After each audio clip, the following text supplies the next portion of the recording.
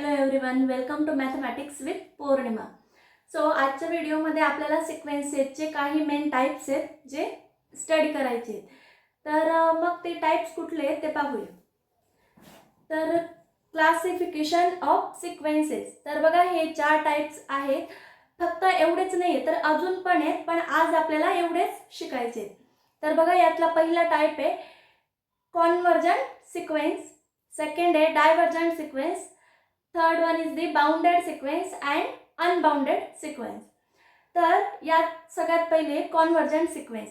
तर कॉन्वर्जंट सिक्वेन्स काय असते, तर बघा, एखाद्या सिक्वेन्सला कॉन्वर्जंट कधी म्हणायचं, जेव्हा त्या सिक्वेन्सच्या सगळ्या टर्मसाठी एक लिमिटिंग व्हॅल्यू एक्झिस्ट होईल. म्हणजेच काय, तर ती सिक्वेन्स एका व्हॅल्यूकडे, एका पर्टिक्युलर व्हॅल्यूकडे अप्रोच करत असेल.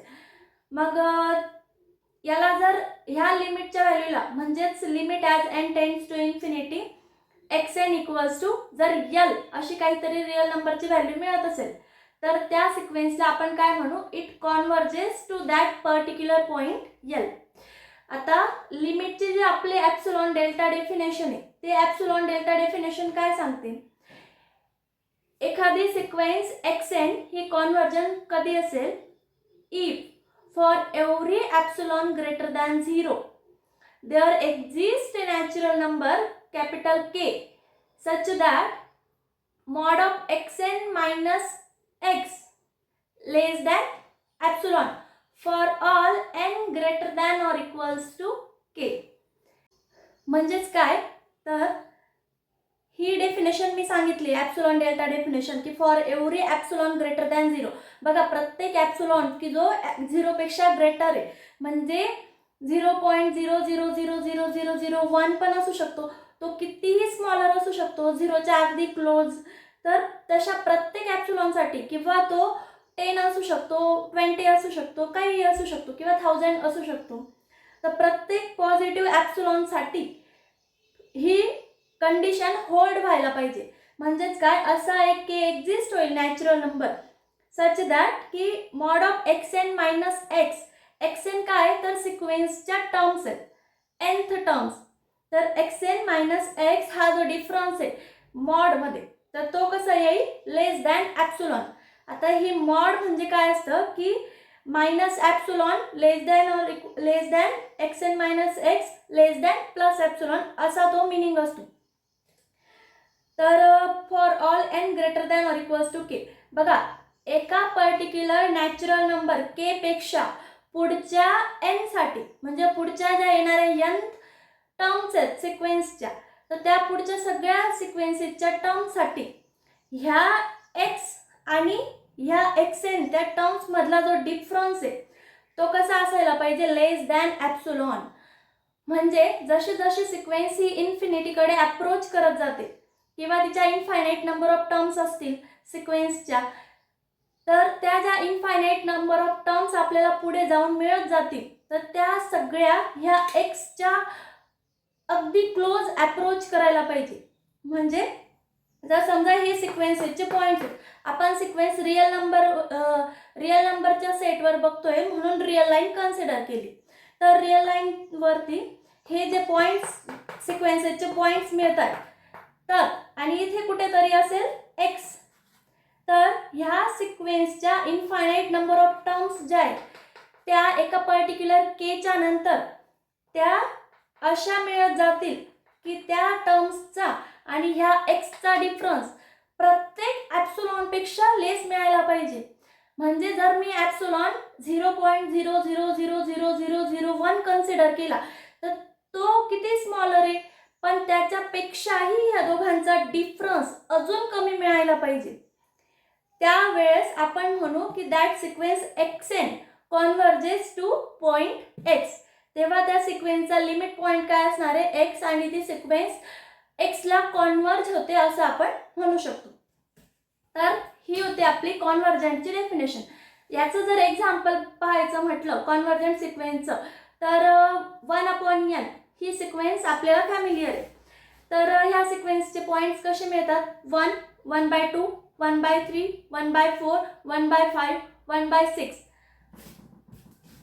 इथे कन्सिडर केला 0, इकडे घेतला 1, तर ती जी सिक्वेन्स आहे ती पूर्ण 0 to 1 च्या इन बिटवीन मिळून जाते. पहिला पॉईंट 1, 1/2, 1/3, 1/4, 1/5 ह्या पद्धतीने त्या सगळ्या व्हॅल्यू कुठे अप्रोच करतात, तर 0 कडे, आणि म्हणून त्या सिक्वेन्सचं लिमिट येतं 0, आणि that's why it is a convergent sequence. सिक्वेन्सचं लिमिट हे ऑलवेज युनिक असेल. ठीक आहे, आता पाहूया डायव्हर्जंट काय. तर डायव्हर्जंटमध्ये अगेन 3 टाइप्स पडतात. एक की diverges to plus infinity, second diverges to minus infinity, and third one is the oscillating sequence.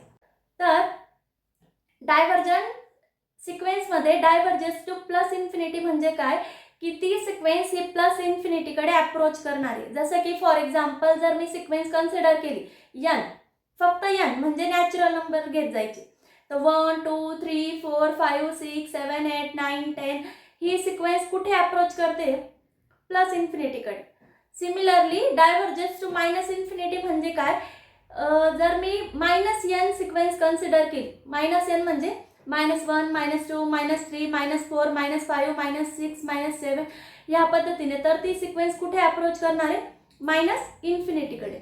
तर हे झालं प्लस इन्फिनिटीकडे अप्रोच करणारे आणि मायनस इन्फिनिटीकडे अप्रोच करणाऱ्या डायव्हर्जंट सिक्वेन्सेस.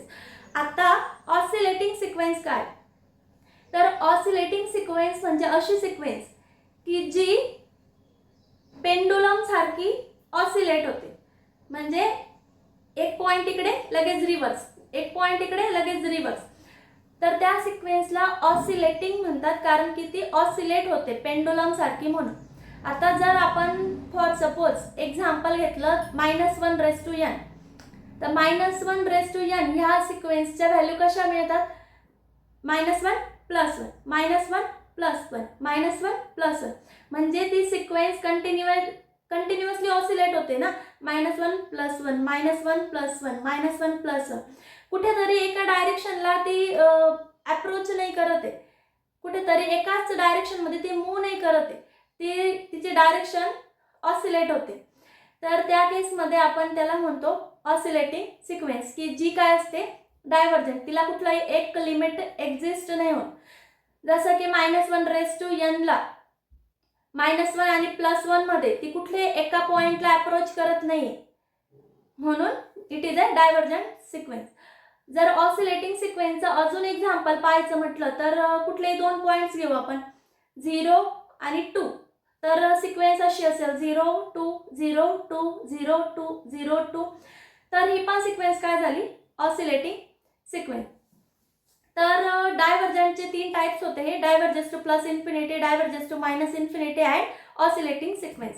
आता आपला जो नेक्स्ट टाइप आहे that is the bounded sequence. तर बघा, बाउंडेड फंक्शन आपण शिकलोय. तर बाउंडेड फंक्शन म्हणजे काय, की ज्याला दोघी साइडने ती सिक्वेन्स बाउंडेड असेल, बाउंडेड अबोव ॲज वेल ॲज बाउंडेड बिलो. तर सिक्वेन्स पण तर एक फंक्शनच आहे. सिक्वेन्स फंक्शन असल्यामुळे जी फंक्शनची डेफिनेशन आहे बाउंडेड फंक्शनची, तीच इकडे पण अप्लाय होईल. म्हणजे अशी कुठली तरी बाउंडेड अबोव एक व्हॅल्यू आणि बाउंडेड बिलो एक व्हॅल्यू, तर ती सिक्वेन्स ह्या 2 व्हॅल्यूच्या इन बिटवीनच व्हॅरी होईल, तिला आपण काय म्हणणार आहे, बाउंडेड सिक्वेन्स. याची डेफिनेशन अशी येईल मग. तर बाउंडेड सिक्वेन्स काय असणार आहे बघा, एक सिक्वेन्स कन्सिडर केली xn, a sequence xn is said to be bounded if there exist a real number capital M greater than 0. असा एखादा positive real number capital M exist होईल की जो पुढची कंडिशन सॅटिस्फाय करेल. मग पुढची कंडिशन काय, की mod of xn is less than or equals to capital M for all n greater than or equals to set of natural number. म्हणजेच काय, तर सिक्वेन्सच्या ज्या टर्म्स आहेत xn त्या पर्टिक्युलर m पेक्षा वरून पण आणि त्या m च्या निगेटिव्ह म्हणजे -m पेक्षा ग्रेटर आणि कॅपिटल M पेक्षा less than or equals to असतील. म्हणजे ही जी कंडिशन आहे ना, mod of xn less than or equals to capital M for all n belongs to set of natural number, याचाच मिनिंग हा होतो की हा जो मॉड आपण अप्लाय करतो, तो मॉड जर रिमूव्ह करायचा असेल तर याला आपण असं म्हणतो की -m पेक्षा greater than or equals to आणि प्लस एम पेक्षा less than or equals to अशा त्या सगळ्या सिक्वेन्सच्या टर्म्स ह्या दोन नंबरच्या इन बिटवीन लाय करतील. त्या केसमध्ये आपण काय म्हणतो, that sequence xn is bounded by m. तर it is bounded above by capital M and bounded below bye minus M. तर मग अनबाउंडेड सिक्वेन्स काय असेल बरं? तर अनबाउंडेड म्हणजे अशी सिक्वेन्स की जी बाउंडेड नाहीये. मग एखाद्या सिक्वेन्सला बाउंडेड नसण्यासाठी फक्त एकतर ती बाउंडेड अबोव नसेल किंवा बाउंडेड बिलो नसेल तरीही ती काय होणार आहे, अनबाउंडेड. किंवा it is not bounded above as well as not bounded below पण असू शकते. तर त्या केसमध्ये ती सिक्वेन्स काय असणार आहे, अनबाउंडेड. मग बघा आपण जे एक्झाम्पल्स पाहिले डायव्हर्जंटमध्ये n, तर ती सिक्वेन्स n म्हणजेच काय, नॅचरल नंबर 1 2 3 4 5 6 7 8 9 10 ह्या पद्धतीने.